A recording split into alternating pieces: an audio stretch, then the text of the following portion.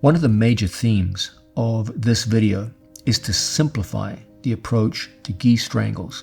I want you to be highly effective at strangling people with a gi in a relatively short period of time. There's a sense in which I could sit here and show you many hundreds of interesting, exotic forms of gi strangles. But in truth, generations have shown that when it's time to strangle with a gi, there are 4 methods of strangulation that stand out from all the others, and around 90 to 95% of successful gi strangles in jiu-jitsu competition come from just 4 strangles. One of those strangles, the loop strangle, is probably, it's fair to say, the least successful of the 3. It's also a strangle which tends to involve compromising our body position.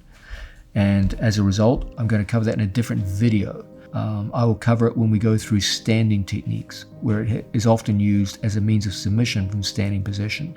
The main 3 successful strangles in jiu-jitsu competition will always be the sliding collar strangle, the Ezekiel strangle, and the cross collar strangle. These 3 strangles stand out far above all the others for their success in international competition. They all have many variations. Your job is to use those 3 strangles to cover 3 scenarios. 3 strangles, 3 scenarios. The first scenario is the chest-to-chest situation. Now, chest-to-chest covers a lot of situations. You could be, for example, mounted on your opponent. You could be across his side. You could be knee on belly. You could be in half guard top. You could be in open guard top. You could be in closed guard bottom and open guard bottom. All of them have the commonality that you will be chest-to-chest with your opponent. In the chest-to-chest situation, we're going to be using the cross collar strangle and the front Ezekiel strangle as our main weapons. So let's correlate cross collar strangle and front Ezekiel with the chest-to-chest situation. The second scenario in which you must be effective is the chest-to-back scenario. The first variation of this is where you are behind your opponent's elbows, commonly referred to as taking your opponent's back. The 3 most common manifestations of this are the rear mounted position, the turtle position, and a seated mount position where your opponent has turned side onto you and partially exposed his back. These 3 scenarios enable you to use our primary methods of attacking when we're chest to back and behind our opponent. These are the king of strangles, the sliding collar strangle. This strangle is extraordinarily important for your development. As I said, in my opinion, this is the king of gi strangles. More people get finished with this method of strangulation than all the others put together. A nice supplement to the sliding collar strangle is the back Ezekiel strangle. Those 2 work very well together because whenever you can't penetrate your opponent's collar to get to a sliding collar strangle, you will be able to use the back Ezekiel strangle, which does not require that you penetrate your opponent's collar. The third scenario is the chest to back situation where you are in front of your opponent's elbows, rather like a front headlock. So your opponent will be in a turtle position and you're right there in front of him. This too is an excellent position to enact your strangles. The number 1 method of working in this situation is a variation of the cross collar, where we incorporate our opponent's shoulder into the cross collar strangle, often referred to as a kata jujijime. These 3 scenarios, chest to chest, chest to back behind our opponent's elbows, and chest to back in front of your opponent's elbows, must be covered by our 3 methods of strangulation. The king of strangles, the sliding collar strangle, the cross collar strangle, which has within it a variation where we incorporate the shoulder as well, the kata jujijime, and the Ezekiel strangle, which has 2 main manifestations, the front and the back. So we have the 3 most high percentage strangles in the entire sport of jiu-jitsu, which must cover the 3 possible positions in which strangulations can be successfully applied. So there we have it, the 3x3 approach to gi strangles. You only have to learn 3 methods of strangulation and apply them in 3 scenarios. This greatly simplifies the task of learning strangulation with the jacket. Don't get distracted by the myriad numbers of interesting but not very effective methods of strangling with the gi. Focus on the 3 king methods of strangling. which, as I said, account for almost 90% of the successful strangles in competition. The sliding collar strangle, the cross collar strangle, and the Ezekiel strangle. And understand that there's only really 3 main scenarios in which you'll be applying them: chest to back behind the elbows, and chest to back in front of the elbows, 3 by 3. Once you get this simple idea that there's a relatively small number of strangles which are really effective, and they get applied in a relatively small number of scenarios, you'll be ready to be effective strangling people in a very short period of time using methods that will work from white belt all the way through to black belt world championship competition. Let's start off by looking at the idea of strangulation and how it changes when we start wearing a jacket. My students are well known for their strangling prowess without the gi, and many of you ask the question, how much changes when we put on a jacket and we start strangling with a jacket? Does the back system strangulation system change? The answer is absolutely. It changes significantly. In fact, so significantly that I consider them almost 2 different skill sets, 2 different arts.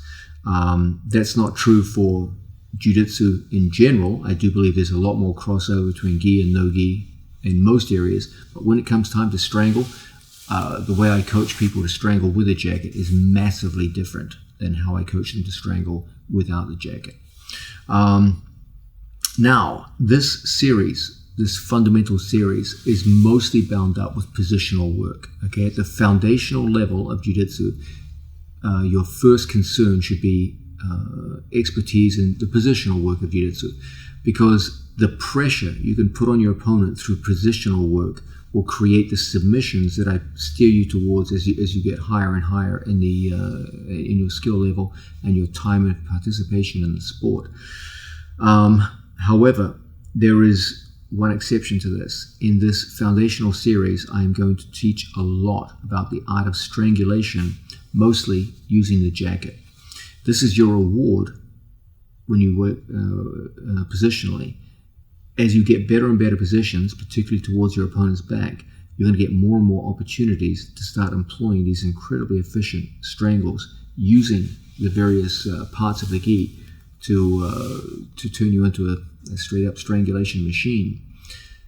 There are a bunch of strangles I could show you. I'm going to fixate on a relatively small number. The primary strangle that I want you to focus on in this initial part of your career in jiu-jitsu is one very solid strangle from the back and one very solid strangle from the front. I will show you others, but at a minimum, you've got to be able to strangle people from the back and you've got to be able to strangle from the front. The 2 primary strangles that I want to put most of my emphasis on in this video series are the sliding collar strangle from the back and the cross collar strangle, Jujijime, from the front.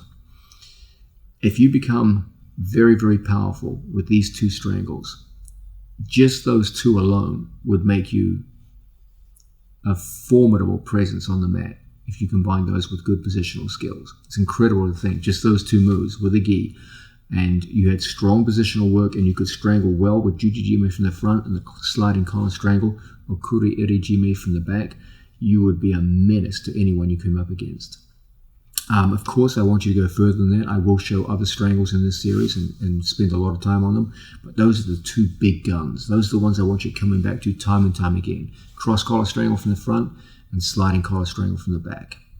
We're going to start off with the king of them all, the sliding collar strangle from the back. It's probably responsible for more successful strangulation completions in modern day competition with a jacket than all the others put together. There are many variations of it. By the time this video series is over, I want you to be highly competent in all of them. My goal in this video is to get you in a fairly short period of time to a skill level with gi strangles where you can reliably strangle opponents your own size and your own skill level in a pretty short period of time. A big part of how we're going to do that is to work with what we call the 3x3 strangle system. The idea is simple. I could sit here all day and show you guys a vast number of gi strangles. Many of them are very interesting. Some of them are quite unusual and exotic. But the truth is, you are probably never, or at the very best, rarely going to use those strangles. The statistics don't lie. Over 95% of successful strangles in top-level competition come from just 4 methods of strangulation. So if there's 1 million styles or methods of strangulation, only 4 of them really are effective in top-level competition. My idea is to focus upon those essential strangles which are responsible for the overwhelming majority of success in modern-day competition. I said there were 4 strangles. These are the sliding collar strangle, the cross collar strangle, the Ezekiel strangle, and the loop strangle. These 4 strangles account, as I said, for the overwhelming majority of successful strangles in competition.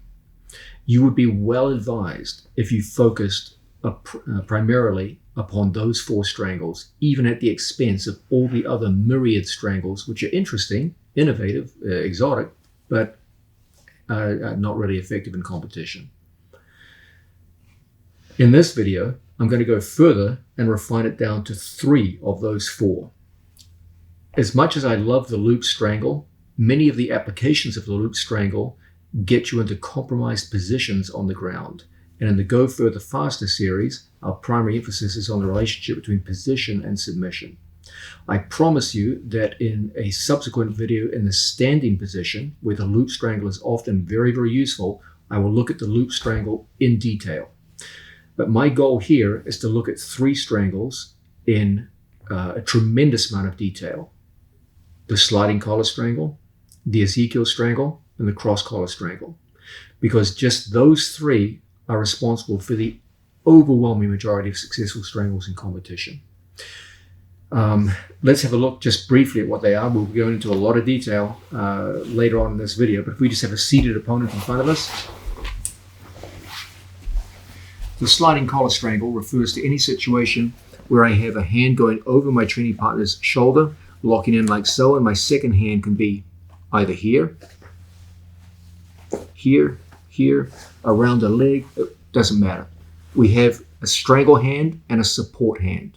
That support hand anchors into our training partner's body at various locations and creates a good connection to our opponent's body, while the strangle hand, as the name implies, does the actual work of strangulation. Ezekiel strangles rely on the idea of using our own sleeve as a method of strangulation. We punch in, and from various positions from in front or behind our opponent, we get a good strangulation. Cross collar strangles refer to situations we put in a good deep set on a strangle hand, and then from here work in various ways to bring our second hand, our forearms form a cross, and we work from this position here to strangle. Okay, those 3 strangles will be the primary emphasis of this video. If those are the 3 strangles, the other part of this formula, 3 by 3, is the idea of the 3 scenarios in which we have to be effective. Okay, the most obvious scenario is one where we're behind our opponent. If you just take turtle position, we have to be effective when we're behind our training partner's elbows, and from here I should be able to go in to work for my various strangles. Okay, in these situations, my chest is on my opponent's back and I'm behind his elbows. This is the first scenario in which we have to be effective in attacking with strangulations. The second scenario, again, my training partner's in turtle position.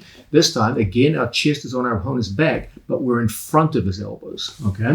And I should be effective strangling from this position too, okay? And we're going to look at some of the most effective ways to strangle from this position. And the third area in which we have to be effective strangling people are those where we're chest to chest in front of our training partner like so, okay? And I should be effective strangling in this position too. So what have we got in this 3 by 3 approach to strangulation? We've got 3 main forms of strangulation: cross collar, the sliding collar, and the Ezekiel. And you've got 3 scenarios in which you have to be effective. where we have to be able to apply those three strangles. Situations where we're behind our opponent, behind the elbows, so we're chest to back, behind the elbows, chest to back, in front of the elbows, and chest to chest. So 3 methods of strangulation covering 3 scenarios. If you can master those 3 strangles and apply them in those 3 scenarios, you're going to be a very, very dangerous opponent for anyone who you go against on the mat. Our goal in this video is to take those 3 strangles and show how they apply to those 3 scenarios to make you a very effective strangler on the floor. Now, we're about to go into the science of strangulation with a jacket on. Let's understand first the nature of the instrument we're using to strangle the other person, the gi. I'll have Matthias come close to the camera and let's make some general points about the very nature of the gi itself. Okay, there's a sense in which when you look at the construction of a kimono, essentially it takes the following form. The kimono has a lapel whose construction is long and rope-like. Once the kimono is taken out, you will see that the construction of this lapel is remarkably similar to the same construction as a belt. It shares the same width and many of the same properties. As it comes down the body, you will see the width and thickness of the lapel is almost identical to the belt. Now, things get more interesting when you start to consider that the gi is essentially this belt, this rope, woven into a set of sleeves. Once you see the gi for what it really is, it's a rope around your opponent's neck stitched into a set of sleeves. You start to see there's going to be tremendous possibilities for strangulation. Just as a murderer can go behind his training partner and apply very, very efficient strangulation using that rope around his victim's neck, so too the lapel can be used in a very similar fashion. This is true regardless of how we use the lapel, whether we're behind our opponent or in front. Similar things could be said if we have someone in front of us. Now, again, we have that rope-like effect, and we can get strangulation now using the murderer's rope from the front position. This adds enormously to the efficiency of strangles. Okay, you get a much, much better, stronger grip from the front, and you get a much better ability to go in and attack the carotid arteries from the back. Let's come closer to the camera and start to understand some of these tremendous mechanical advantages of using this rope-like element of the gi to get strangulation started. I'm calling it a rope around the neck, but in truth, it's actually much better than a rope, because our opponent's lapel is contoured in a fashion rather similar to a knife. It has an edge here. It has an edge which is very sharp and very hard, and it has a flat side. Right, just as a knife has an edge and a flat side, and you would never do your cutting with the edge, with the flat side, you can always use the edge for cutting. So too, we use the edge of the kimono lapel for our strangulations. What this requires on our part is an ability or a skill of turning the edge in. Okay, I never want to use the flat part of the kimono to do the strangulation. It's never as efficient. I always want to take the extra time to turn my training partner's lapel down onto my thumb. So the correct way to enter here is always to set the thumb first and use the second hand to pass the lapel to the thumb. Okay. Once again, there's a specific technique here. This is what we often refer to as a 2-on-1 lapel feed. I never just take my hand and go around and grab. Okay, it's very, very rare to see a good athlete do this. By far and away, the most effective method of ensuring a tight strangle and getting a good grip on that rope around your training partner's jacket is to set the kimono using the 2-on-1 lapel feed. It begins with me putting my thumb knuckle right there on my training partner's collarbone. And then I physically pass the lapel over the top onto the thumb. And then my fingers go in and start using what we call the biting method.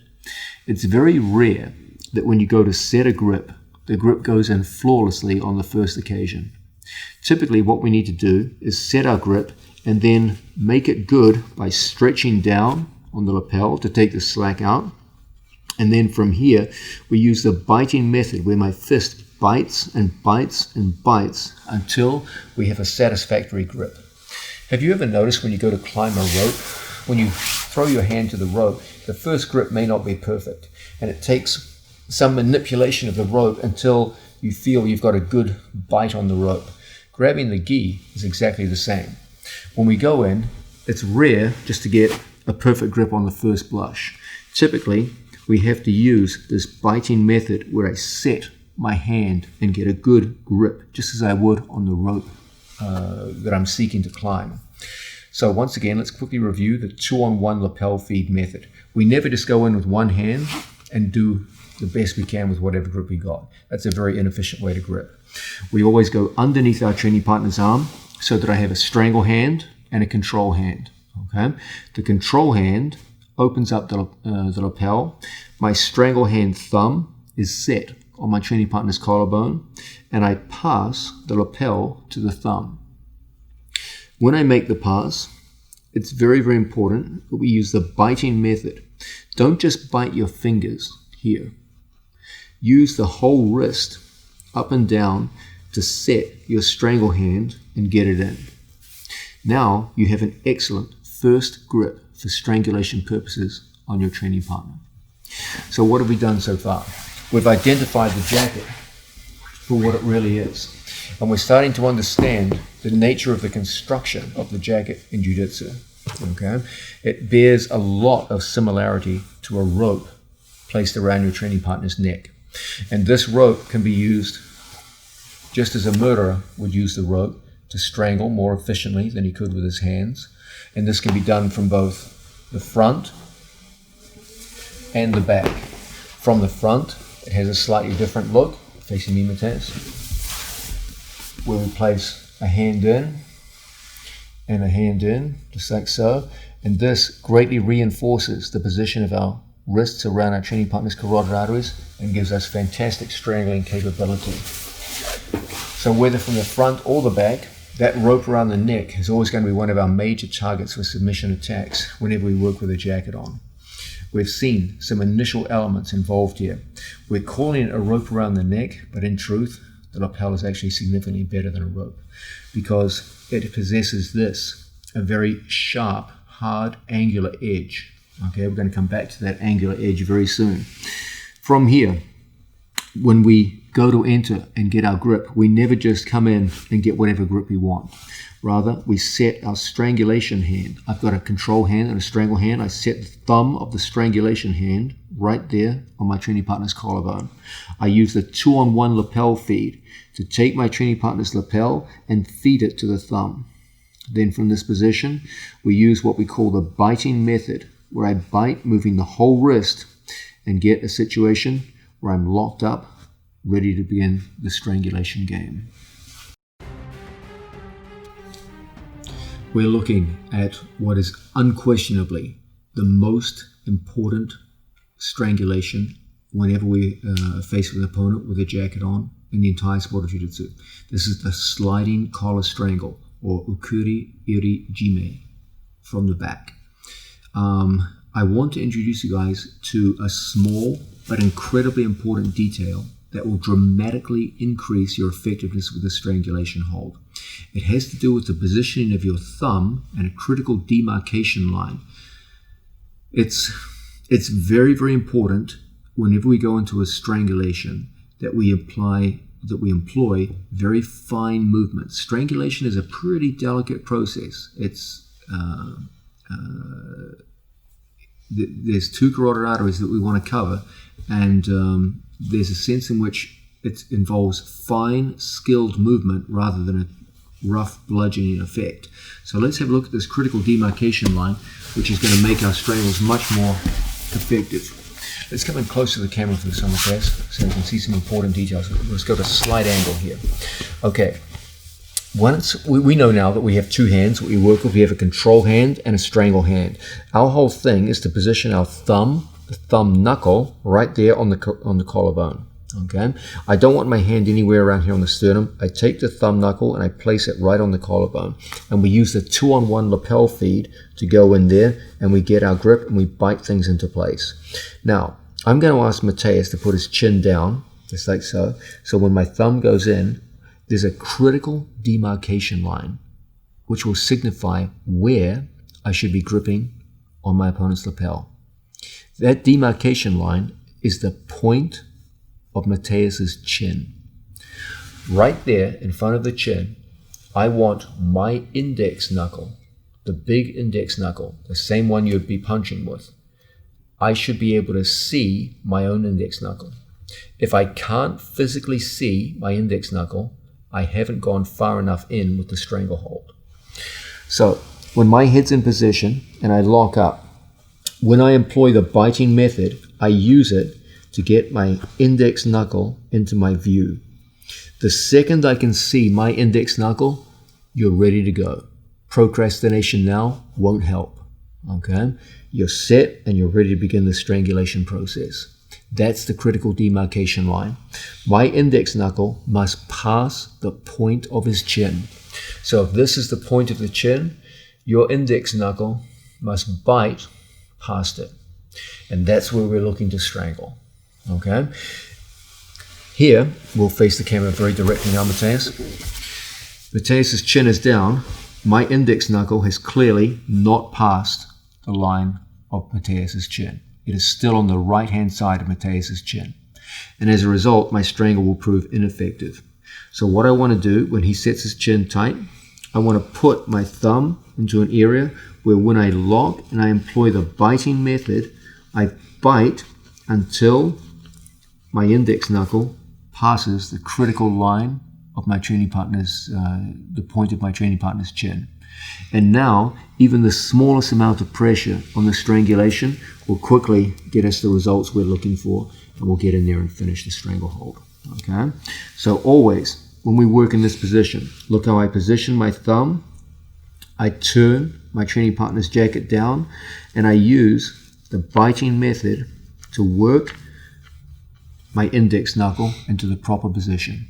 The moment I can physically see my index knuckle, then it's time to go into the various grips that we can employ to set up the strangles that we'll see later. That's the critical demarcation point. The point of my training partner's chin and my index knuckle must pass it. Now, I've been trying to point out to you that strangulation is a subtle game. There are some parts of jiu-jitsu which are not so subtle, and they require a little bit of horsepower, a little bit of muscular work. Strangulation is not one of them. We've got to set our strangles in a very precise and very clinical fashion. What I want to show you now is a very useful trick which enables us to take that thin, hard edge of the lapel and guarantee that we get it underneath our training partner's chin on almost every occasion. It is possible, later on we'll be looking at this, to use the strength of our legs just to blast through a defensive chin and strangle people, such as the efficiency of collar strangles. But it's nice to be able to take that lapel and just finesse it underneath our training partner's jaw and get to very clean, very clinical strangles without a lot of effort. And my number one method of doing this is to use a method called the wrist flick. Let's have a look at it. Okay, we've gotten behind our training partner. We've got our control hand, we've got our strangle hand. We've seen the idea of a 2-on-1 lapel feed where we put the thumb right there on our training partner's collarbone and we feed the lapel onto the thumb. Now, I'm a big advocate of what we call the biting method, where I bite my hand up the lapel rather like you're holding onto a rope in a very robust fashion. It really sets the grip well. What I'm not a big fan of is just grabbing the lapel and trying to squeeze and strangle people here. That's just not a high percentage way to work. So we always set the thumb first and we feed the thumb the lapel. I never reach across. Now he ducks the chin. I can't get my wrist underneath. Okay, so I always set the thumb and I bring the lapel to the thumb. I don't bring the thumb to the lapel. Now, from the situation, I feed it in and I lock it up. Now, Mateus's chin is still down, so I'm going to employ a method called the wrist flick, where I take my wrist and I bend it. It moves his chin in a way where now when my elbow comes back, the strangle is set. This is such an effective way to create a strong strangulation with minimum effort. So there, I set the thumb, I bring the lapel to the thumb. I never bring the thumb to the lapel. Okay, the lapel goes to the thumb. He puts his chin down tight. I use the biting method to set my grips. And now, as he pressures down and fights my hands and grabs my hands and all that kind of business, look how I bend my wrist. And then I set the strangle. And then from here, the strangle will be complete.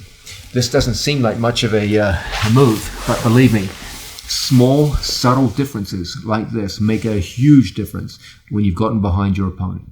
Think about a competitive match at World Championship black belt level. It might be 10 minutes long. The athletes typically are very evenly matched, and in most scenarios, there might only be 1 or 2 opportunities to get a really strong attacking position in that whole 10-minute match. Once you get to a good position like this, you want to maximize your chance of success. This doesn't matter whether you're at fundamentals level or at world championship level. Every match you have out on the mat is tough. When you're an inexperienced white belt and you're fighting another inexperienced white belt, that feels just as tough as it does 2 expert black belts against each other. The physical output is similar. So when you get to an attacking position, you really want to maximize your chances. You don't want to just fumble it and drop the ball in the end zone, so to speak. So anything we can do in terms of creating small tricks to get through to those final strangles and actually put the guy away, instead of just putting him under stress, we put him away, that's money in the bank. And this simple wrist flick is one of my favorite methods to take a good strangulation position and make it much better.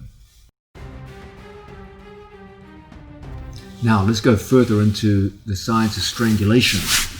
We've got a training partner down, and from here we're looking at the idea of fixing up grips properly. The basic intention that I'm trying to make with you is that the better our gripping on the rope of our training partner's jacket, the more efficient and the more effective we're going to be in the art of strangulation.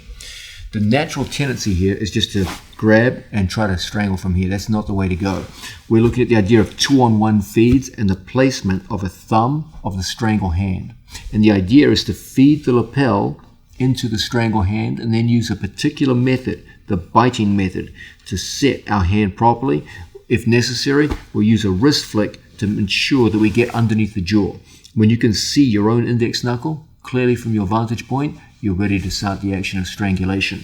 Now, setting the hand properly for the strangle is a very, very delicate business. Here's a common error that I often see students make, and one which is easy to avoid, but if you don't avoid it, you're going to end up disappointed on a lot of occasions.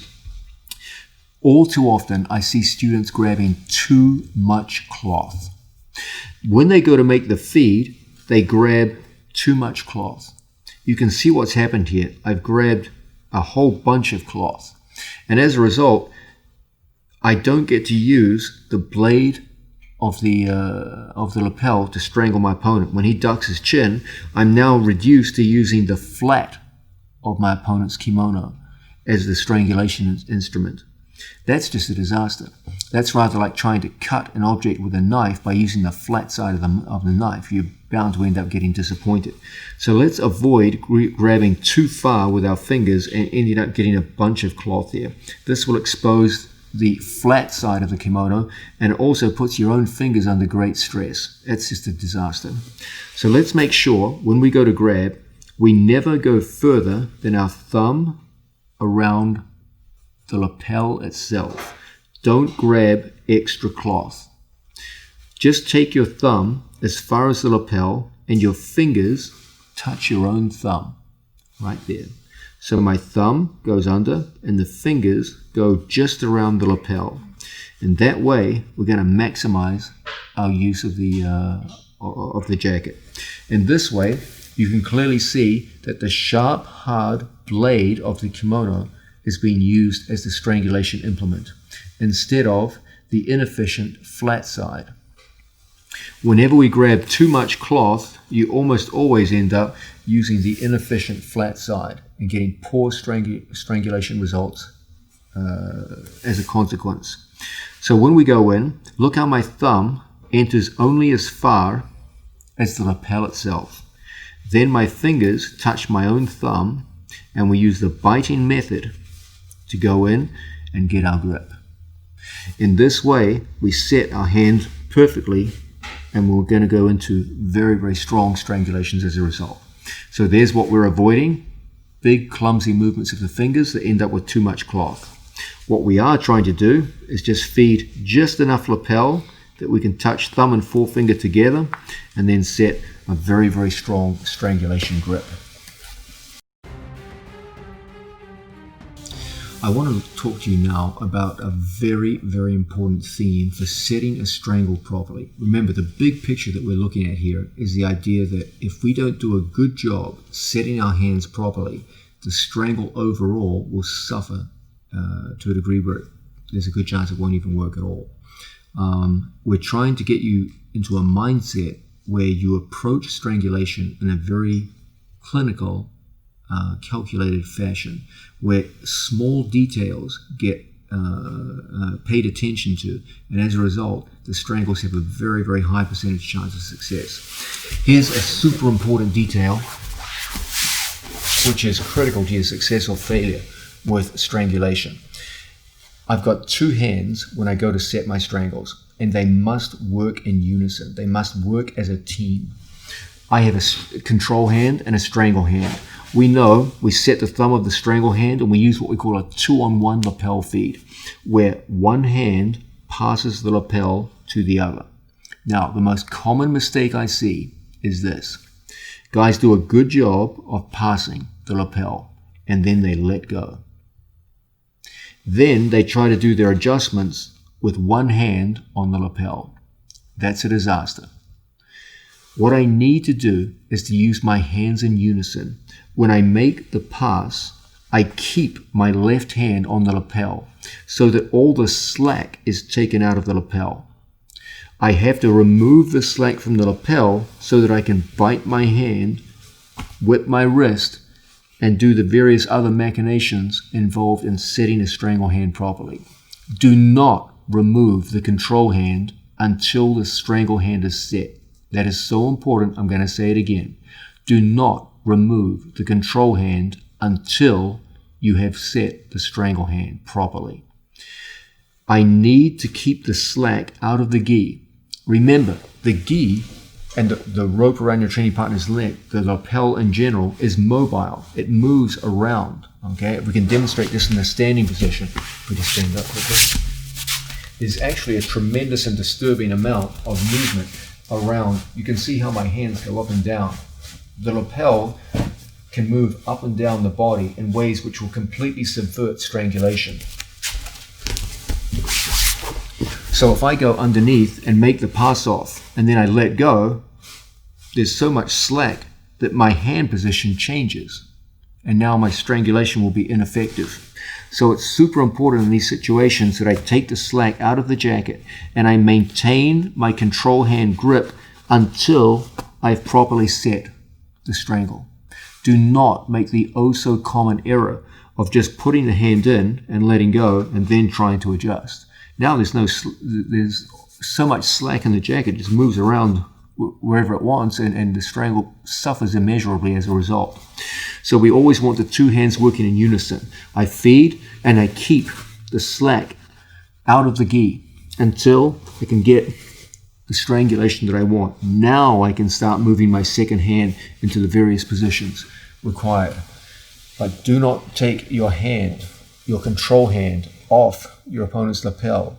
Make them work in unison by removing slack at all times so that the manipulation of your strangle hand will be effective and you'll get through to very tight strangles in time. Now, let's understand something. Whenever you're behind your opponent and you're working for your strangles, it's natural to compare the movements of strangling without a gi and those of strangling with a gi. It's very important you understand that when we strangle with a gi versus without a gi, we reverse the sequence of events. I'm going to demonstrate this now, looking first at a no-gi strangulation situation. I'll just take my jacket off, and we'll look at the idea of strangulation without a gi first.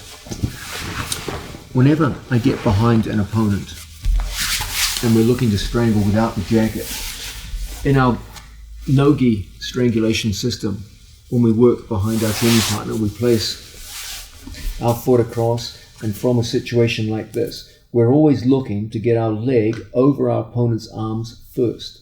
We're looking to get the various grips that we favor, and from here my right leg goes over Mateus's shoulder, and from here traps his arm behind his body.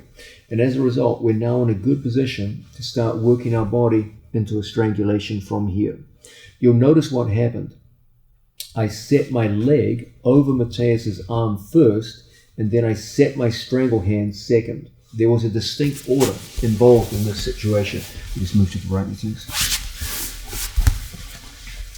So the basic order when we worked without the gi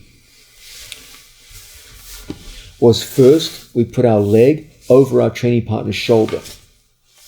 We trapped the arm, and then with the arm trapped, we went to the second task of setting the strangle hand and going through into a successful strangulation. Okay? So that's the order of events in a no-gi scenario, where we put the leg over the shoulder first and we set the strangle hand second. That order is completely reversed when we strangle with a jacket. Now, we first set the strangle hand. That's our first concern. And however we choose to lock it up, only when the strangle hand is set do we focus now upon throwing a leg over our training partner's shoulder. And then we go into our strangle. So you see, there is a radical difference in order when we go from gi to no-gi strangles. In the no-gi situation, we're always looking to create a situation where we trap our opponent's arm first and we set the strangle second. In the standard situation where we're working with a jacket, the order reverses 180 degrees, and now we always focus on setting the strangle hand first and then throwing the leg over second. This is one reason why many people struggle to make the transition between gi and no-gi strangles, because the order of operations turns on its head. It's very, very important that you, if someone who wants to master the process of strangulation or the skill of strangulation, you must understand this. The standard operating procedure for my athletes in a no-gi scenario, trap the arm first, set the strangle hand second. The standard operating procedure in a gi situation, the exact opposite of that, set the strangle hand first and then throw the leg over the shoulder. Once you understand that the order of operations is diametrically opposed between most gi situations and most no-gi situations, then you're going to start having a lot more success. There's some other obvious differences between gi and no-gi strangles. Let's have a look at those now.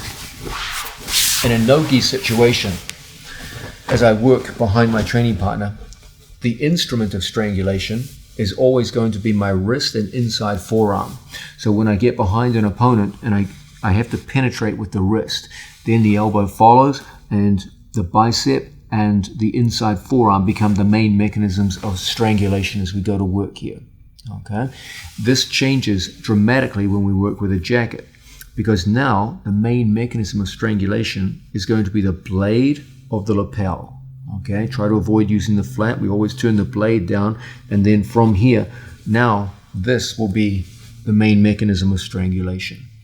Okay, so instead of using the wrist, we're now using this thin, hard edge of the lapel. Now, that's a big advantage. When you compare these two instruments of strangulation, you'll see that one is vastly superior to the other. The wrist is big and clumsy and relatively wide in its circumference.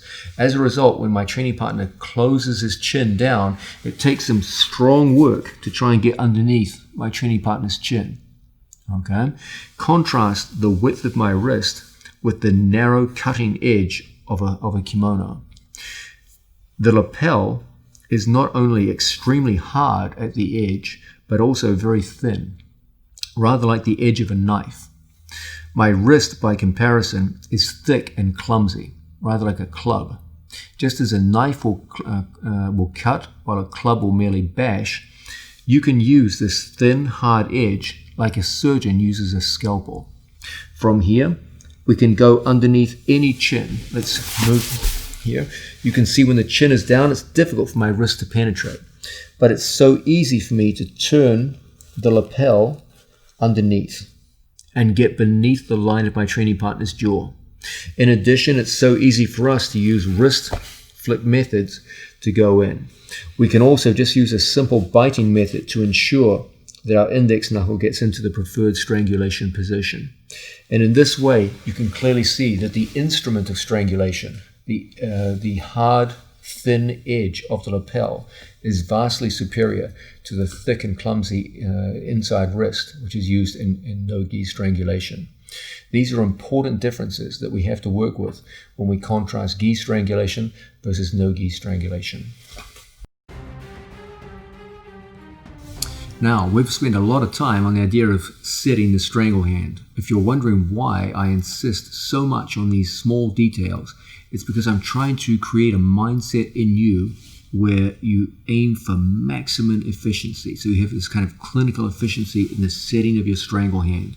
The more efficient the setting of your strangle hand, the easier the time you're going to have breaking through your opponent's defenses and getting to a successful strangle. It's heartbreaking how often you'll see in jiu-jitsu people do so much hard work. They'll invest a huge amount of effort in taking someone down, passing their guard, getting to a dominant position, and yet they'll invest minimal time in the small details that actually make a strangle work. And you'll see this vast expenditure of time and energy in training and in competition to get to a given position, and then when it's time to do the strangle, they didn't invest on those small little details, which are actually very easy to learn, and the strangle gets lost. Don't be like that. Take the extra time, learn the intricacies and the subtleties of setting a strangle hand. You're going to have a lot of success. You're going to put a lot of people out. Now, we've been talking all about the strangle hand, but you've got two hands. What does the other hand do? When it comes time to finish, you've got three excellent alternatives. I do have a couple of preferences of the three choices, but in truth, all three are damn good choices, and you can get great success with all three.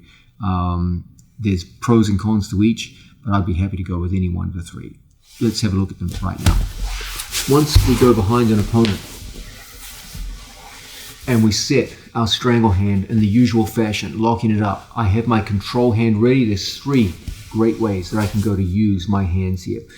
One excellent method is for me to use my hand on the second lapel. What's the function of the hand on the second lapel? Well, it's to take the slack out of my training partner's jacket. Okay? Remember what we said earlier about how the gi has a tremendous amount of slack within it.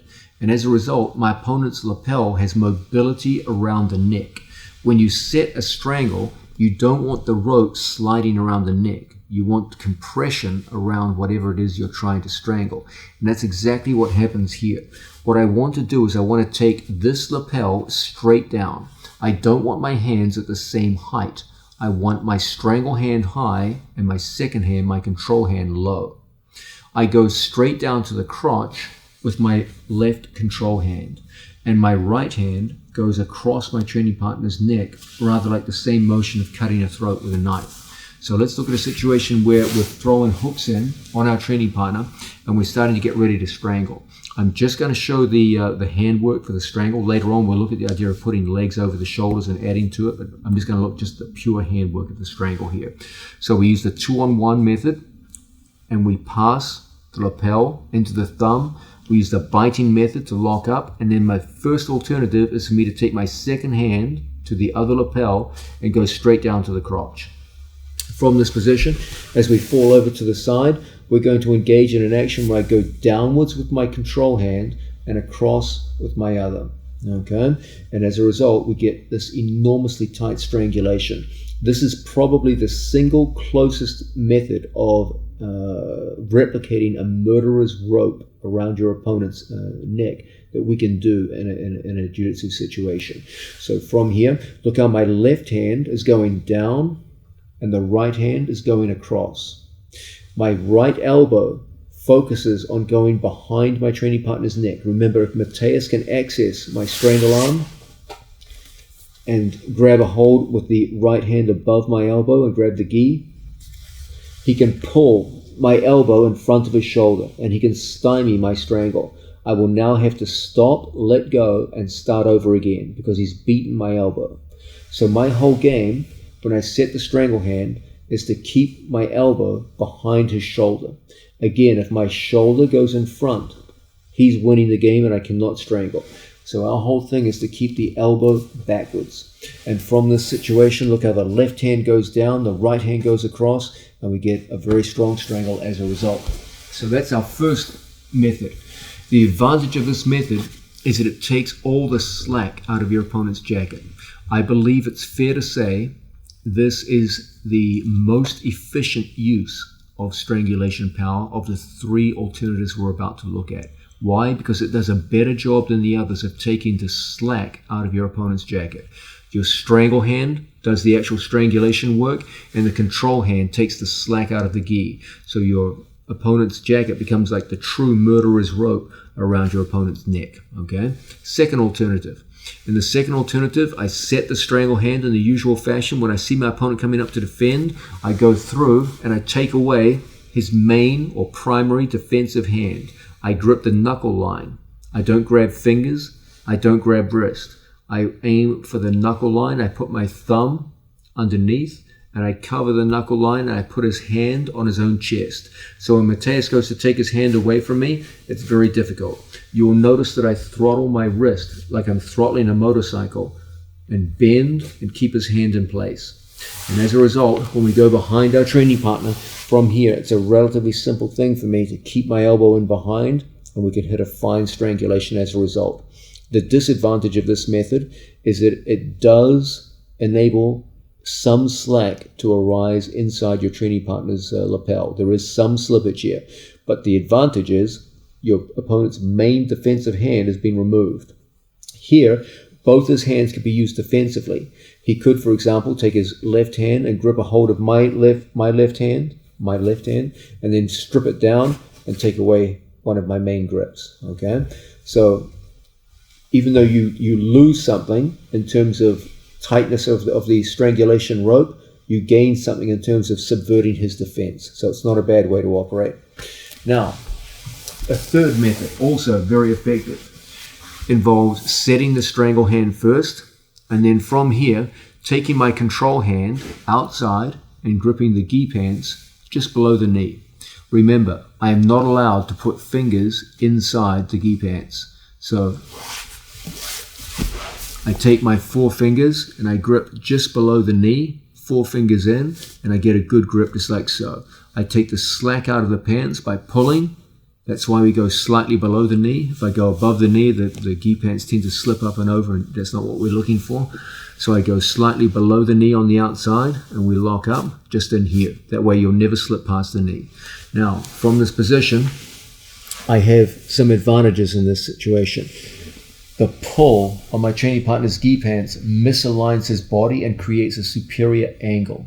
Okay, it creates a tremendous strangulation angle. Soon we'll be looking at how to use our other leg to maintain an even better angle in these situations. The misalignment of my opponent's body creates situations where it's hard for him to defend the stranglehold. You do lose something here. You don't have control of the second side of the lapel, so there is some shifting of the lapel around the neck. But there's so much angle here that it doesn't really matter. The main concern we have is that our opponent can potentially slip his head underneath and come out like so. But the good news is you've got all kinds of armbar follow-ups from here that we'll be looking at in the future. So those are the 3 main things that we can do with our control hand.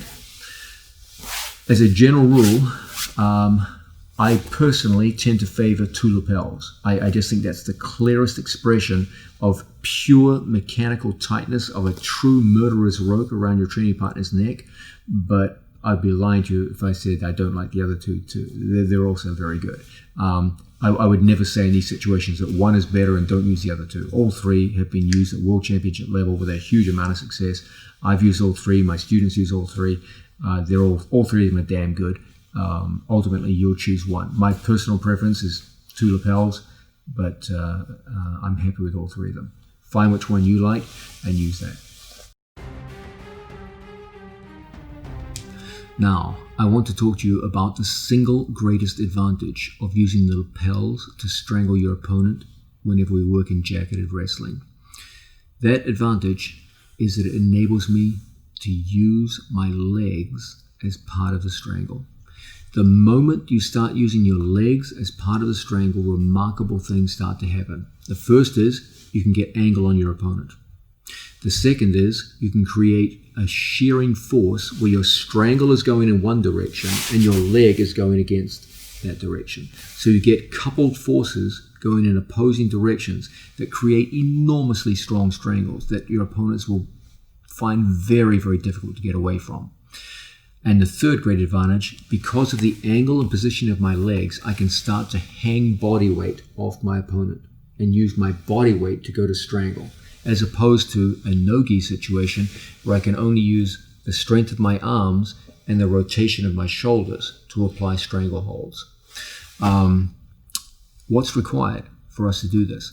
Well, as I pointed out earlier, in a no-gi context, we typically throw our legs over the shoulder first to trap an arm, and then we go in and we strangle second. That's the basis of our back attack system with no-gi. But with a gi on, the order is reversed. We focus everything first on setting the strangle hand properly, and then we start throwing legs. Let's have a look at this.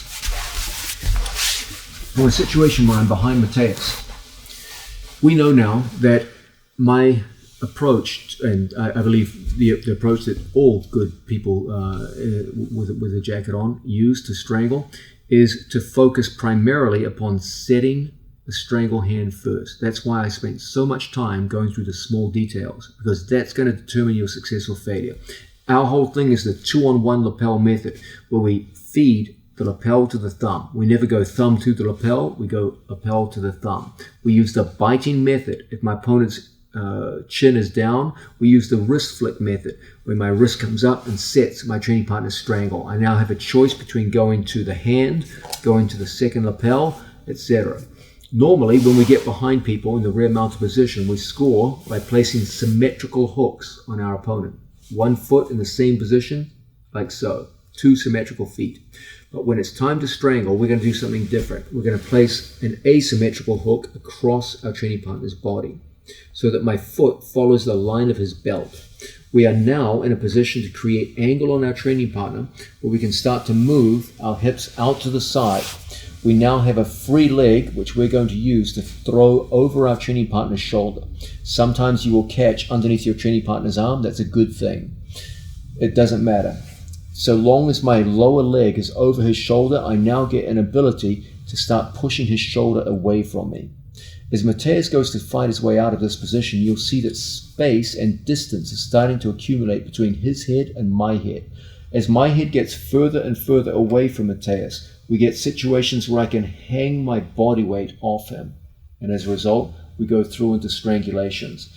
My head and my torso is a significant part of my body weight, and I'm essentially hanging my body weight off him as I apply the stranglehold. At the same time, I'm using my leg to push into his shoulder girdle, so that I'm pushing him away with my head while I'm pulling with the stranglehold itself. Okay? This creates a situation rather like an extreme version of the murderer's rope. Okay? Imagine we had a murderer's rope around our training partner's neck, and from situations like this, as the rope passed around, we used our legs to ensure that from here we could strangle him. Okay? There would really be almost no escape from a situation like this. Once we come in and apply the murderer's rope, when he goes to pull away from us, it would just be absolute hell, because we're pushing away with our legs while we're strangling with our arms. And that, of course, I'm sorry, Matthias. is essentially what we're doing here. As we get behind our training partner, we set the strangle hand properly and we lock up, just like so. Whether we go into the second lapel, the hand, or the pants, we're looking for angle first. That comes from my foot going across his body, just like so. Okay. Now, my second leg, the hamstring and calf muscle go over the shoulder. From this position, we start hanging body weight, we start pushing with our two legs, and as a result, we get enormously strong strangulations from the back. Such is the efficiency of this method of strangulation that we can demonstrate it. We'll come close to the camera, Matthias, with one finger strangles. Let's go a little closer. Okay, in a combat situation, obviously, I want to set all of my fingers properly and work like so. But such is the incredible efficiency of this method of strangulation, so much body weight and strength is involved through my legs, that even a single finger would be more than enough to strangle even strong opponents. So here, I move out to the side. We find our angle. As Matthias goes to pull away, etc., you see that even a single finger rapidly creates a stranglehold, which is very, very difficult indeed for my training partner to stop. My body weight hanging off his neck, my legs pushing to compound the strangulation effect, and the angle that I have on my opponent all work together to create enormously strong strangulations that are enormously difficult for my opponent to defend. We'll come back to the idea of defense fairly soon.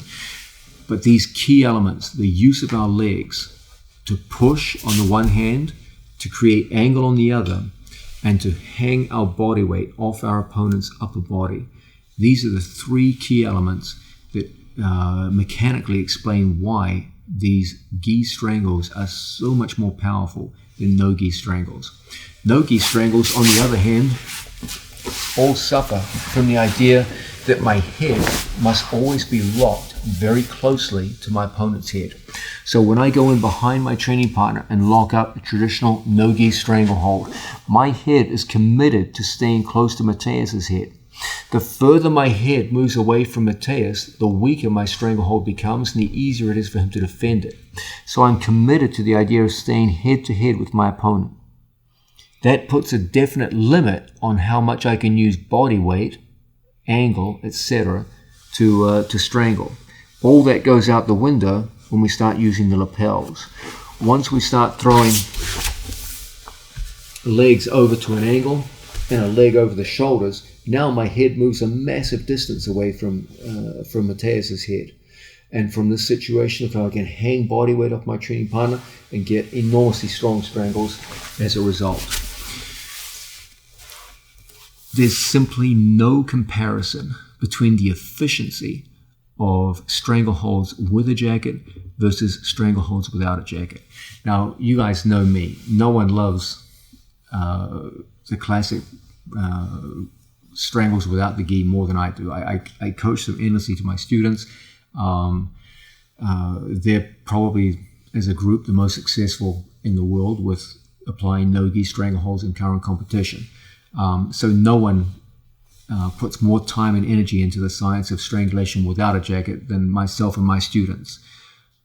But even I am telling you right here, right now, if you give me a situation where I'm behind my opponent and they're wearing a kimono, a jacket, I'm not going to go for rear naked strangles. I'm going to use the lapel every single time.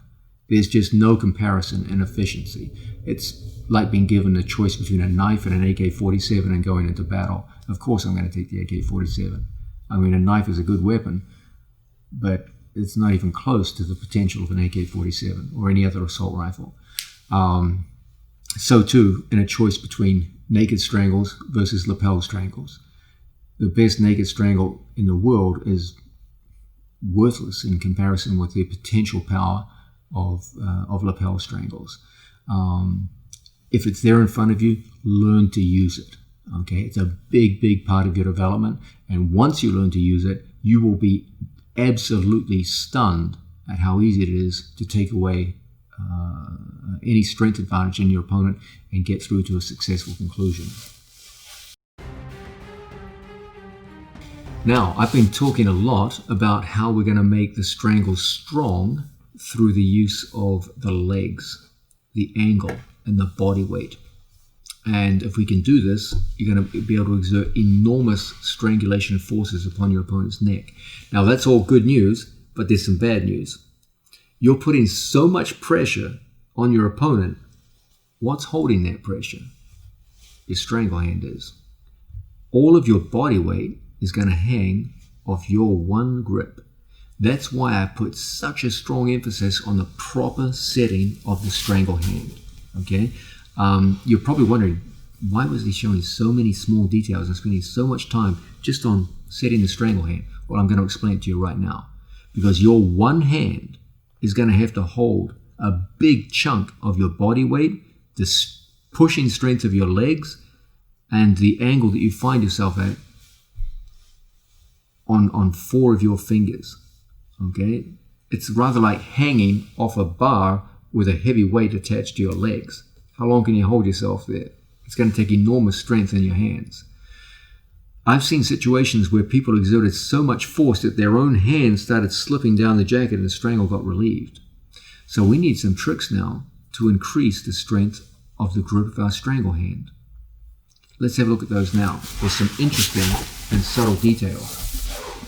Okay, when I get behind my opponent and I go to apply the strangle hand, when I first go in, I typically use all 4 fingers. But something really interesting starts to happen when I actually go into the strangle and I get the angle on my training partner. The pinky finger starts to become a liability. What does that mean? Okay, I've got all 4 fingers in here. When I get to an angle, I want you to see something. As I apply the pressure of my legs and hang my body weight, watch what naturally happens to my pinky finger. It snaps off almost every single time. It is actually a liability to my strangle. If I try to hold my pinky finger and I try to keep it in, it starts to hurt like hell. Okay, you're here trying to strangle the guy. He grabs a hold of your strangle hand and he's resisting with everything he's got. You're trying to, and you feel your grip is weakening because of your damn pinky finger. The pinky finger becomes a liability here. So I almost always let it go. As the strangle becomes more extreme, sometimes even the second comes off. And now you're left with a 2-finger strangle. I've got news for you.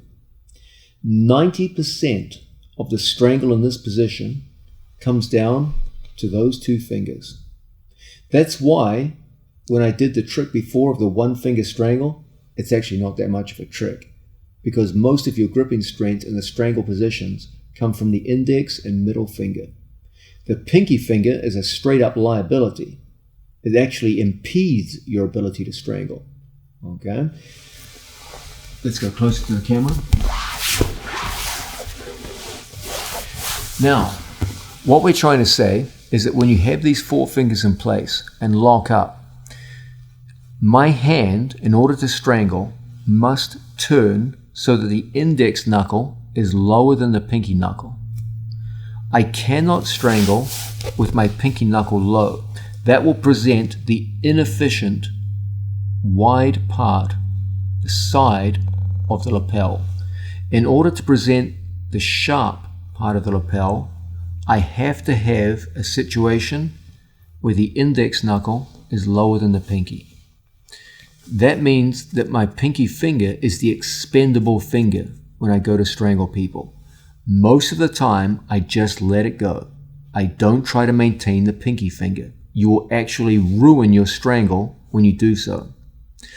If I take my pinky finger down to his chest and I try to strangle, I present the wide, flat part of my opponent's kimono to the neck. So what I do is I focus all of my strangle on these 2 fingers here, the 2 punching knuckle fingers. I keep the 3rd one as an optional knuckle here, and I forsake the pinky knuckle. I let it go. So once again, arms in a defense position, Matez. From here, I go in and I get my grips. Initially, I use all 4 fingers. But as I go into the strangle and I find my angle, watch how I let the pinky finger go. okay? And I do a 3-finger strangle. From this position, as my legs come over, I commit myself to a situation, I'll just take off a little pressure there. I commit myself to a situation where the index finger is down and the pinky knuckle is up, okay? What I don't want is a situation where the index knuckle is the highest knuckle. When the index knuckle is the highest knuckle, my wrist bends. You cannot strangle effectively with a bent wrist in this situation. Bent wrists are weak wrists. When I come around the corner and the wrist bends, this is the disaster you're trying to avoid, okay? This is a detail so important that it will literally mean the difference between succeeding with your strangle and failing with your strangle, okay? I cannot strangle with a bent wrist. When I commit my pinky knuckle to the strangle, the only way I can hold the pinky knuckle is to bend my wrist. It's not worth it. Okay, let the pinky knuckle go. Keep your wrist straight. That's more important to you than keeping the pinky knuckle. Remember, 90% of the strangle power is maintained in the strangle hand through the middle and the index finger. Worry about those two. Don't worry about the pinky knuckle. It's expendable. Let it go. And in extreme cases, even let the third knuckle go. Worry about these two. That's where the strangle comes from. Okay? So once again, I initially bite with 4 fingers. But when it's time to strangle and I commit to the angle, I forsake the pinky knuckle. I let it go. Then from here, I adopt the 3-finger strangle position where my wrist stays true and straight. And as a result, we get a fine strangulation. Now, I'm going to show you a variation of this, which you don't see very often, and is a variation of the 3-finger strangle. Okay, my favorite method of strangling, the one I use every day, is the 3-finger strangle, where I work like so, with the index knuckle low, the pinky knuckle high. This keeps me in a straight wrist formation where I can get excellent strangulation power. I let the pinky knuckle go, and in extreme cases, I even let the 3rd finger go. And I focus all of my strangle prowess on the middle and index finger. There's a trick that you can employ where you reposition the pinky knuckle. It looks like this. I don't use this one every time, but it can be a valuable addition to your arsenal. When I come in and lock up, I know ahead of time that the pinky knuckle is going to come out. Okay, I accept that. It's not necessary. In fact, not necessary, it's not even desirable in a good strangle. So what I do is I take the pinky knuckle and I put it underneath my training partner's lapel. So knowing ahead of time that I'm going to lose the pinky knuckle anyway, it might as well do something useful.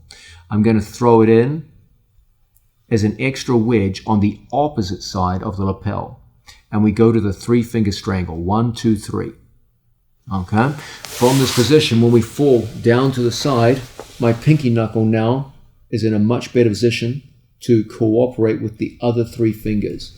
And from here, we get very strong strangulations as a result. What I'm trying to communicate to you is this. When you get behind your opponent and you're straining with the lapel, focus on the 3-finger position. In extreme cases, where the 3rd finger is lost, continue with the strangle with 2 fingers. Remember, 90% of your strangle power comes from middle and index fingers. The 3rd finger is an addition to that. The pinky knuckle is not only unnecessary, it's actually undesirable. If you try to maintain it, it will actually screw up the strangle. It's actually a bad thing. So the most you want is 3 fingers. I will sometimes, not always, but sometimes use the pinky finger as an extra reinforcement by putting it on the other side of the lapel. I'm going to run through these details one more time because they're super, super important. Okay, remember, we're looking at a situation where you're going to hang a big percentage of your body weight off your opponent's neck. You're going to push away with your legs as though you were trying to leg press into his shoulder. So these are big forces involved here. It's your whole body weight while you're pushing on someone. Okay, we're talking, these are considerable forces on your opponent's lapel. If you're holding on with an inferior grip, your own hand is going to give out. And all those things that you worked for, you took him down, you passed his guard, you took his back, you got the perfect strangulation, all these things you worked so damn hard for are lost in a way which is entirely preventable if you just understood how to get that strangle hand set. Have faith in the 3-finger strangle. Let's have a look at it one more time. Okay, the whole idea behind the 3-finger strangle is that from here I want my index knuckle low. If my index knuckle goes high, I always present a poor strangulation cord around my training partner's neck, and now I'm focusing on the pinky knuckle as the means of holding on. That's a disaster. And look what happens. When my pinky knuckle stays attached, my wrist takes the brunt of the punishment, and my wrist bends. And you end up with a horrible situation where you're trying to strangle someone with a bent wrist. As the wrist bends, you just wrap around people's neck with a feeble-looking grip, like so. Okay? So instead, we're going to forsake the pinky knuckle, and we're going to focus on 3 fingers here. Most of the time, I just open with 3 fingers, and I focus on keeping the index knuckle low and the pinky knuckle high, and I just let the index finger go. Sorry, the pinky finger go. I just let it go. Now, with 3 fingers on board, from here, I go in and I strangle. Okay? A slight variation of this is for me to take the pinky finger and accept, I'm not going to use it, so I might as well use it for something else. I put it underneath, and I focus on 3 fingers set, and the pinky finger reinforces the other side of the lapel. So I have 3 fingers on the outside of the lapel and a pinky finger on the inside. Okay? Slight variation. It takes a little bit longer to set, but it can be useful under certain circumstances. Now, as my opponent goes in to tear my hand off and defend himself, look how I can confidently keep my hands in the correct position, and then from here, we get an excellent strangulation as a result. If you're going to call yourself a master of strangling people with the kimono from the back, you must become a master of 3-finger strangles. It is the single most efficient way to use whatever strength you have in your hand to manage the big forces of falling body weight, pushing legs on your opponent's kimono as you go for those strangles. Now, we've been looking at the idea of the use of our strangle hand. The big point that we're trying to push on you is that if we're going to exert so much force on the strangle through the use of our legs, we better be able to hold that force with our hand. Okay, it's no good getting the use of our legs in a stranglehold and then our hand gives out and the strangle is lost. So we've been looking at the value of the 3-finger grip. That's the single best way to ensure that our hand holds the pressure of the strangle and we take the strangle through to a conclusion. Now, I've been talking about the role of the fingers in the strangle hand. Now it's time we talk about the role of the thumb. Okay, we're going to come close to the camera here so you can see some details. Now, you'll remember that when it came time for us to describe setting the strangle hand, a big part of what we did was the placement of the thumb of the strangle hand, and we focused on feeding the lapel to the thumb. Then we used the biting method to ensure a good connection. Okay.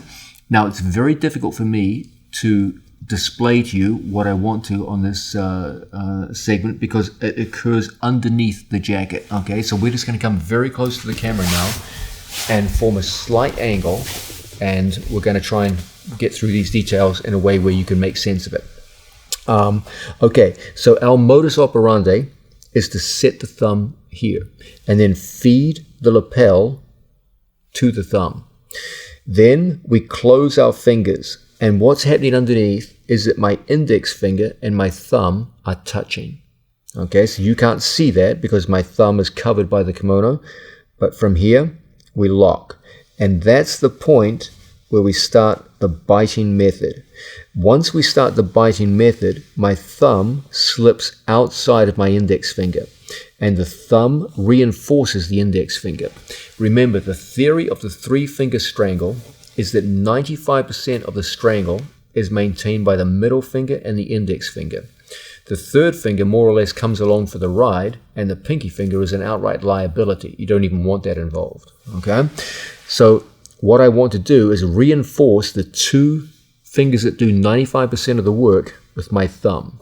So I pass the lapel over the top, and my thumb, you can see it working in there, touches my index finger.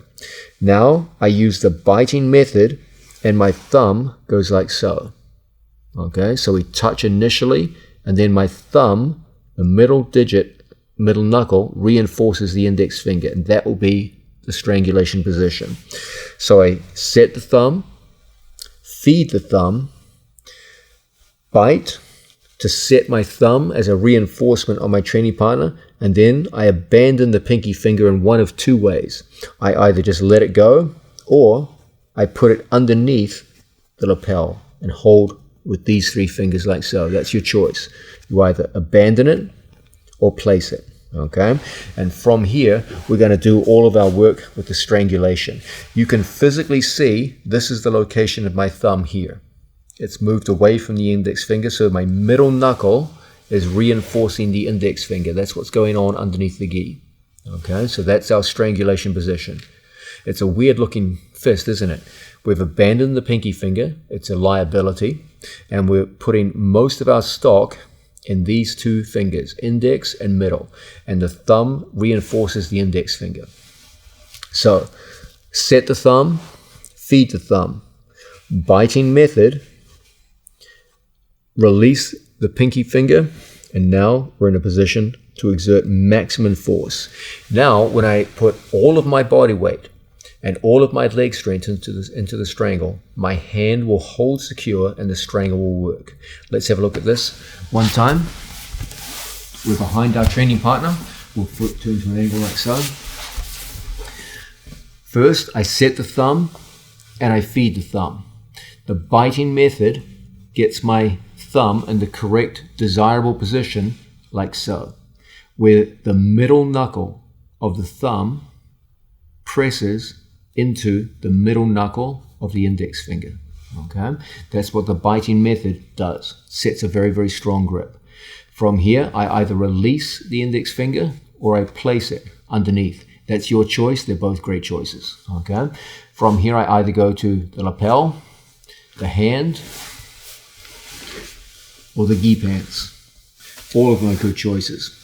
Now, when we go to throw our legs over the top and lock up our feet, look as my body weight hangs over to the side. From here, we get enormous strangulation pressure. No matter how much pressure I put in with my legs, my hand will hold secure. And my thumb is a big part of that. That's what holds his jacket from underneath the lapel. It's working here underneath, and you can't really see what's going on. But just my thumb. I'm going to show this in a demonstration. I have no fingers on the strangle. Zero. There is zero contact between my fingers and the strangle. And yet you will see that from here, with no fingers, I'm strangling my training partner quite successfully. Okay? That's how important the thumb is in these strangulation grips. One more time. I set the thumb, no fingers.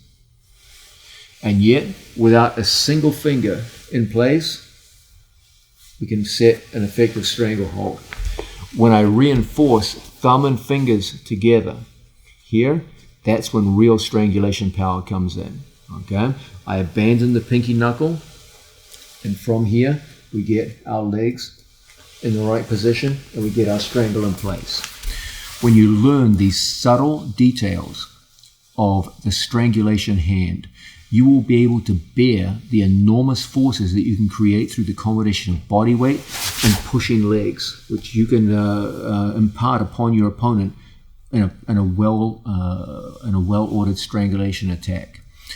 If you can get your hand secure and bear the weight of pushing legs, falling body weight, you are going to create enormous forces to create powerful strangles upon your opponent and break through even very determined opposition and get through to a strangulation win.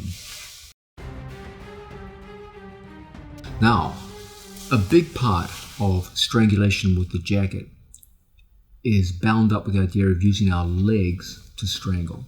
When we use naked strangles, it's pretty much just our rotational pressure through the shoulders and whatever strength we have in our arms to go through and strangle people.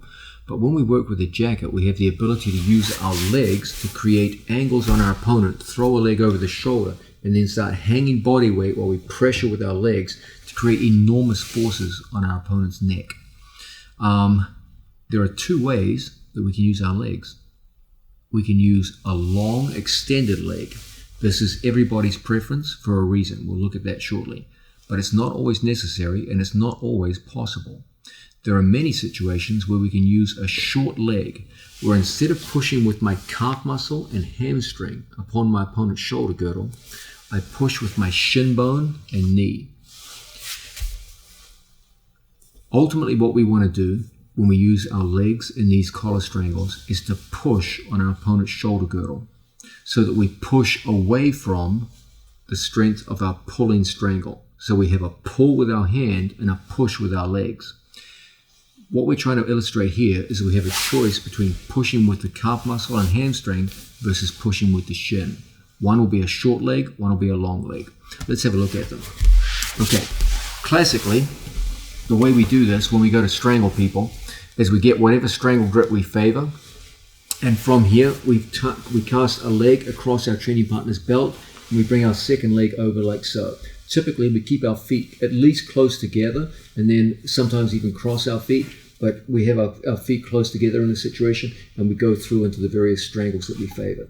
Okay, this is more or less the modus operandi. You will see that I am using my calf muscle and my hamstring to push on my training partner's shoulder girdle. And as a result, we get very, very good strangulation pressure. Okay? Now, let's contrast this with a situation where my training partner is lying down on his side. Let's come over this way, Matthias. And we have managed to get into a situation like so. Okay? And from here, we use exactly the same methods that we've been looking at to fix up a strong strangulation possibility.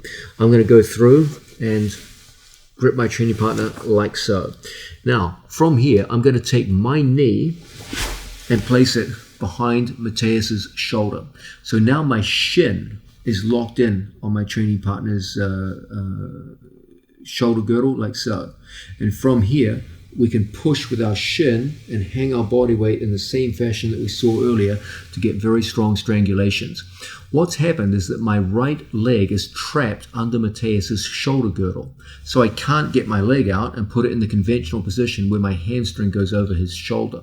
So instead, I just put my knee over the shoulder, and you get almost as good a pushing force with the shin and knee as you would with the calf muscle and hamstring. As I go to apply the force, very often my opponent will use his other hand to defend the stranglehold, and I'll see his shoulder starting to come off the mat. In these circumstances, we go back over the top, we put the foot in, and we go in and strangle down on the floor. So, this short-legged method is a valuable addition to our strangulation arsenal. Look how I bring my hand around the corner, and I feed the hands in like so. Now, from here, I bring my knee to my elbow, and I place my shin right behind there as a pushing instrument. From this position, look how it's easy for us to recline backwards, and we use the push of our knee and shin into his shoulder girdle to strangle. If I see him trying to interfere with my grip, I will extract my foot all the way out, go over the top of his arm, and place a foot in the armpit, and then as always from here we bring our feet in together, and there's our strangle for the finish. So these are the choices we have between a short leg pushing with the knee and shin versus a long leg. Let's quickly review them right now. We have a seated opponent. From here we go through, we set our strangle hand in the usual fashion. From here, my foot goes across my training partner's belt line, and the long leg involves taking a leg high over my training partner's shoulder so that my calf muscle and hamstring control his shoulder girdle, like so. As he goes in to defend the stranglehold, we're consistently looking to bring feet in close together and apply the strangle. Okay? This stands in contrast to situations where my foot gets caught behind my training partner's back. And now we learn to use the knee as the pushing instrument. The most typical situation in which this occurs are situations where our opponent is on his side. These are the standard situations where we have to use the short leg as the pushing instrument. So we go in on our training partner, we lock up, and look how I bring my knee right there to my elbow. And as a result, now we have this tremendous ability to push with the shin and the knee, and we get almost as good a result as we do with a long leg. Bear in mind that very often, if my opponent gets defensive, that will give me opportunities to extract my leg and go back to a long-legged position. And from here we can strangle in the usual fashion. So this is the contrast between short leg strangles and long leg strangles. when you have a choice, we almost always go for long leg strangles. But if you don't have a choice because of abnormalities in your opponent's body position, short leg strangles are pretty damn good too. Now, when it's time for us to use the sliding collar strangle, we're going to have two main scenarios. The first scenarios are situations where we're behind our opponent and typically they're in a turtle situation. So Giancarlo's in turtle position. Here I have no hooks in, and we might start the strangulation proceedings by getting the strangle hand set first. Once the strangle hand is set, then I look for the position itself, the rear mounted position. We might do that, for example, by pulling to open up space between elbow and knee, throwing a hook in and rolling into the strangle. That would be one way of operating. But there's a whole second way of operating where you begin with the position. Okay, and you don't have a strangle hand set yet. You've gotten the position on your opponent, sitting down, and we're behind the man with two hooks in. And we don't yet have our strangle hand set. Under these circumstances, you're going to have to fight against your opponent's hands. He's going to be trying to come in and clear your hands out and create all kinds of problems for you. Let's understand something right from the start. When I'm behind my opponent, one arm goes under his arm, one arm goes over. This will be the one which is my strangle hand, the arm that goes over the shoulder. Okay? Giancarlo knows that. If he intercepts the strangle hand, it's going to be very, very hard for me to set my strangle hand in his gi and work towards a strangle. So something we want to get into the habit of is hiding the strangle hand. The way we do this is we form a flat fist, just like so, and I put my hand over the knuckles. Don't put your hand over the wrist. Giancarlo can still access my hand. I want to hide the hand from him and hold like so. Now the only hand that Giancarlo can access is the control hand or the support hand. I don't care if he goes after that one. If he pulls that, he put two hands on it. If he goes to pull that hand away, he leaves me the strangle hand. Okay, that's no good defensively for him. This is the one he must work with. Okay, he must intercept my strangle hand. So I hide the strangle hand from him, being sure that I obscure, in particular, the punching knuckles. Those are the ones I'm trying to hide. If you can see the punching knuckles, he can intercept my hand and stop me. So I hide the punching knuckles, like so. Now, when Giancarlo puts his hands on top of mine, the only hand he's grabbing is my support hand. My strangle hand is hidden from him. Under those circumstances, it's going to be very easy for us, if you just take your hands off Giancarlo, for us to rotate underneath his hands. I don't care how strongly he holds me, hold him tight. You can always rotate underneath your opponent's hands. As a result, when he puts hands on, we're just going to get that rotation, and then in one motion, we're just going to come up, slide, and put the hand in, making sure we penetrate with the thumb, just like so. Once that hand goes in and I lock it, Giancarlo can put his hands on my strangle hand now. It's too late. Once he goes in here and locks, my hand is locked into the fabric of the cloth. It's like someone holding onto a rope. It's very, very hard to dislodge. If my hand is just here on the body, it's easy for Giancarlo to pull my hand down, strip the hand down. But the gi functions rather like a rope here. And when he tries to pull my hand down now, it's enormously difficult. The more he tries, the easier it is for me to take my support hand and strip one of his hands away. And then from here, we're going to see very soon that the second hand lock on tight is easily dislodged by a leg. And from here, we can go into our strangles. So once again, the idea of the hidden hand. When I work behind my opponent here, he wants to intercept my strangle hand. So it's important that I keep it hidden from him. The correct way for us to do this is to cover the punching knuckles here. Don't just grab anywhere. He can still access your hand and thumb. We lock, we bring it to the chest. Now, as Giancarlo goes to cover my hands, he's covering the wrong one. The hand he needs is hidden from him. Now I get a rotation going underneath his hands, and as a result, his hands go down the body, and it's easy now for my hand to come up. The whole thing is to get my thumb inside and then bite the hands in and get a good grip. Even as Giancarlo comes up now and tries desperately to take the hand off, it's almost impossible. It's like trying to pull a hand off a rope. It's a very, very difficult thing to do, and very easy for us now to take away one of his hands with our hand, and then ultimately take away the other hand with our foot, and now we're in a perfect position to strangle. This is the idea of the hidden hand. It's a very useful mechanism to get past a hand-fighting opponent to get to the collar when you start off with 2 hooks in on an opponent. This stands in contrast to situations where Giancarlo's in a turtle position and we're going to set the strangle hand first. Under these circumstances, we use 2-on-1 methods. If I feel my opponent is trying to hand fight me here and making it hard for me to get in, then we will use off-balancing methods to get his hands and elbows down to the floor. We'll come in and off-balance him. And when his hands go to the mat, we'll set the hand in, the strangle hand is set, and we're ready to strangle. You don't have those options when you start off in the rear mounted position. And that's why the hidden hand method becomes a very useful part of your ability to set that strangle hand and get the ball rolling. There is a simple maneuver which puts you into a position that you guys must become very, very familiar with. The good news is it's really easy to do.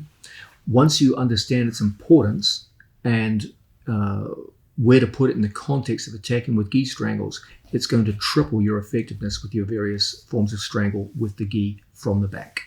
This is the idea of a strangle shift. Okay, first off, what the hell is a strangle shift?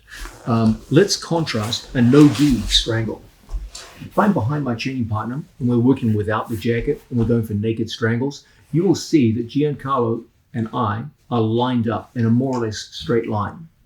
Okay, that's the typical pattern of no-gi strangles. That all changes when we work with the jacket on, because now for the first time we can start working not with symmetrical hooks but with cross hooks.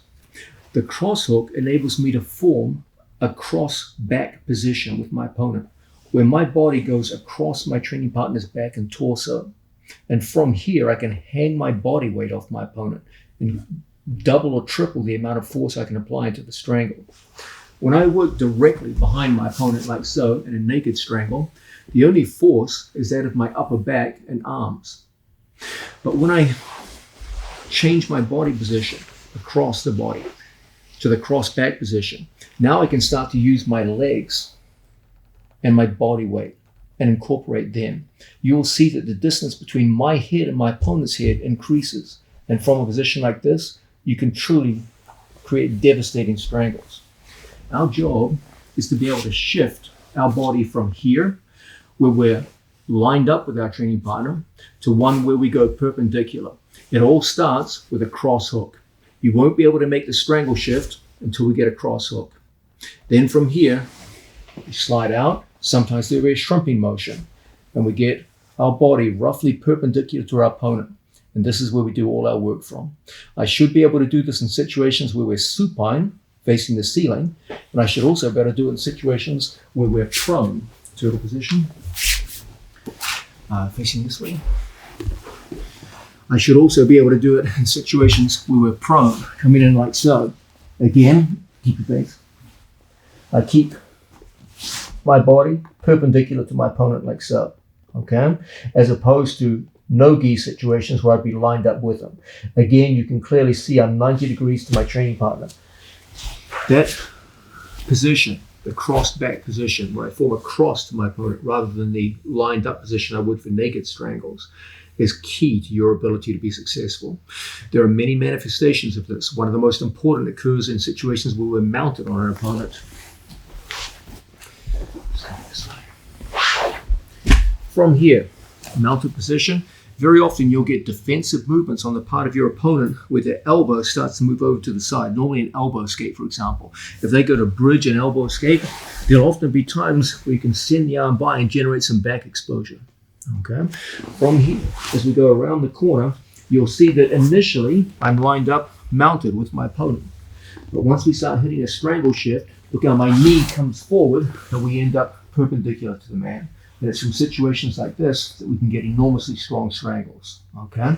Again, the idea of a shift along my opponent's shoulder line that takes us from lined up to perpendicular. Almost every time you go to enact a gi strangle from the back, it is absolutely in your best interest to make this shift. Don't be satisfied with being lined up as you would for a naked strangle. Make sure you take full advantage of the jacket. It's the incredible potential that it offers. Make the shift from lining up to perpendicular. Take this position and you're going to strangle a lot of people. The cross back position is almost always attainable, and if it's easy to attain in almost every instance where you go to strangle from the back of your opponent. Make sure you unlock the potential you have in strangulation by taking advantage of this position.